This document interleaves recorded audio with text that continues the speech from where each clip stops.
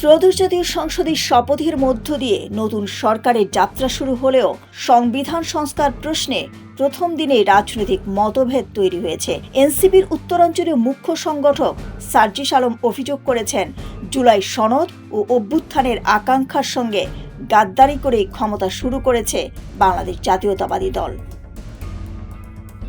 মঙ্গলবার সকালে রাজধানীর জাতীয় সংসদ ভবনে প্রধান নির্বাচন কমিশনার এএমএম নাসির উদ্দিন নবনির্বাচিত বিএনপির সংসদ সদস্যদের শপথ পড়ান।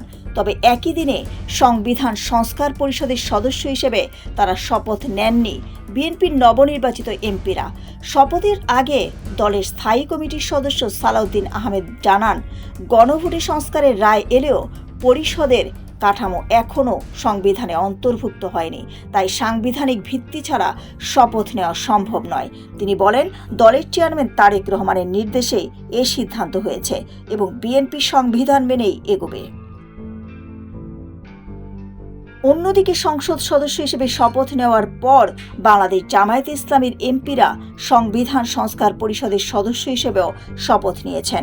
সংবিধান সংস্কার পরিষদের শপথ শুরু হলে ঢাকা ৬ আসনের ইশরাক হোসেন ও ব্রাহ্মণবাড়িয়া ২ আসনের স্বতন্ত্র প্রার্থী রুমিন ফারহানা শপথস্থল ত্যাগ করেন।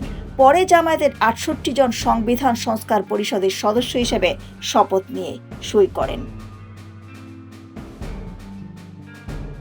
সব মিলিয়ে নতুন সরকারের প্রথম দিনে স্পষ্ট হয়েছে, সংসদের ভেতরে সংখ্যাগরিষ্ঠতা থাকলেও সংস্কার রাজনীতির প্রশ্নে সামনে কঠিন সমঝোতার প্রয়োজন পড়বে।